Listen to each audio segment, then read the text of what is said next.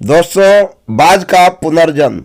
हर बाज की जिंदगी में बढ़ते उम्र की मोड़ पर एक ऐसा समय आता है जहां उसके सामने पहले दो रास्ते सरल और तुरंत समाधान देने वाले होते हैं और वहीं तीसरा रास्ता कठिन और पीड़ा देने वाला होता है।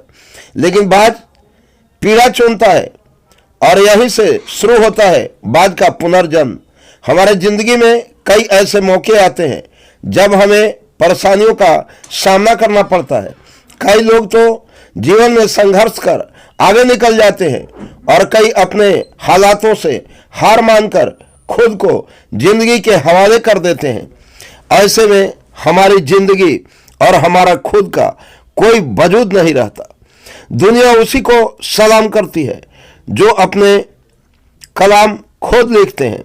सिर्फ इंसान ही नहीं, कुदरत में हर प्राणी के साथ ऐसा होता है। तो आइए जानते हैं बाज के जीवन से जुड़ी आश्चर्यजनक किंतु एक ऐसा सत्य जो हम सबको प्रेरणा देगा।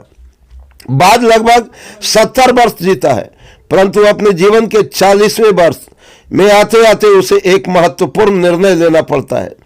इस अवस्था में उसके शरीर के तीनों प्रमुख अंग बेअसर होने लगते हैं। पहला, पंजे लंबे और लचीले हो जाते हैं और शिकार को पकड़ने में कमजोर हो जाते हैं। दूसरा, चोंच आगे की तरफ मुड़ जाती है और भोजन निकलने में मुश्किलें पैदा होने लगती है।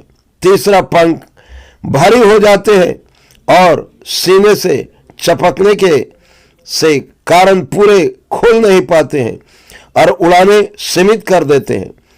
भोजन ढूंढना, भोजन पकड़ना और भोजन खाना, तीनों प्रक्रियाएं अपनी धार खोने लगती हैं। उसके पास तीन ही रास्ते बचते हैं, या तो अपनी शरीर छोड़ दे, या अपनी प्रवृत्ति छोड़ गिद्ध की तरह त्यागे हुए भोजन पर निर्भर हो जाए, या फिर स्वयं को फिर से स्थापित करे।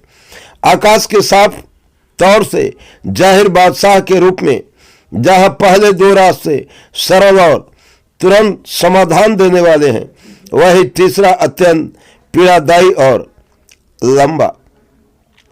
बाज पीड़ा चुनता है और स्वयं को फिर से स्थापित करता है। वह किसी ऊंचे पहाड़ पर जाता है, एकांत में अपना घोंसला बनाता है और तब शुरू करता है पूरी प्रक्रिया। सबसे पहले वह अपनी चोंच चट्टान पर मार मार कर तोड़ देता है। अपनी चोंच से अधिक पीड़ादायक कुछ भी नहीं है पंछी राज के लिए। अब वह इंतजार करता है चोंच के फिर से उग आने की, और उसके बाद वह अपने पंजे भी उसी प्रकार तोड़ देता है और इंतजार करता है पंजों का फिर से उग आने का। नई चोंच और पंजे आने के बाद वह अपने भारी पंखों को एक एक कर नोच कर निकालता है और प्रतीक्षा करता है पंखों की पुनः उग आने का।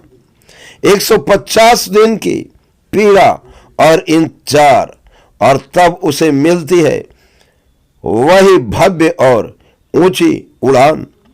इस पुनर्स्थापना के बाद वह ऊर्जा, सम्मान और गरिमा के साथ 23 साल और जीता है।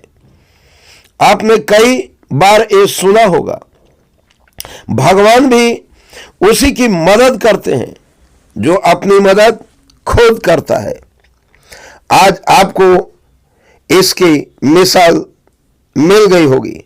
जैसे बाज संघर्ष करता है 150 दिन तक, और भगवान उसका संघर्ष बेकार नहीं जाने देते। उसको नई जिंदगी देकर कुदरत हमें सिखाने बैठी है। जैसे पंजे पकड़ के प्रतीक है, चोंच सक्रियता की ओर, पंख कल्पना को स्थापित करते हैं। इच्छा हालातों पर काबू रखने की, सक्रियता स्वयं की अस्तित्व की, गरिमा बनाए रखने की कल्पना, जीवन में कुछ नए पन बनाए रखने की।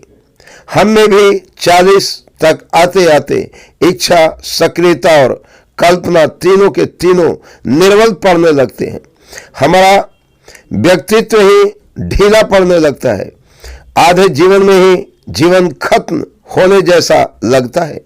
उत्साह, आकांक्षा, ऊर्जा नीचे की ओर जाने लगती है। हमारे पास भी कई विकल्प होते हैं, कुछ सरल और कुछ पीड़ादायक। हमें भी अपने जीवन के मजबूरी भरे अति लचीलेपन को त्याग कर काबू दिखाना होगा। बाद की पंजों की तरह हमें भी आलस्य पैदा करने वाली वक्र मानसिकता को त्याग कर ऊर्जा से भरी सक्रियता दिखानी होगी। बाद की चोट की तरह हमें भी भूतकाल में जकड़े अस्तित्व के भारीपन को त्याग कर कल्पना की आजाद उड़ानें भरने होंगी। बाद की पंखों की तरह 150 दिन ना सही, एक माह ही बिताया जाए स्वयं को दोबारा स्थापित करने में। जो शरीर और मन से चिपका हुआ है उसे तोड़ने और नोचने में पीड़ा तो होगी ही, बाज तब उड़ाने भरने को तैयार होंगे। इस बार उड़ाने और ऊंची होगी, अनुभवी होगी और अनंत की ओर जाएंगी। जीत तक जंग जारी रहेगी।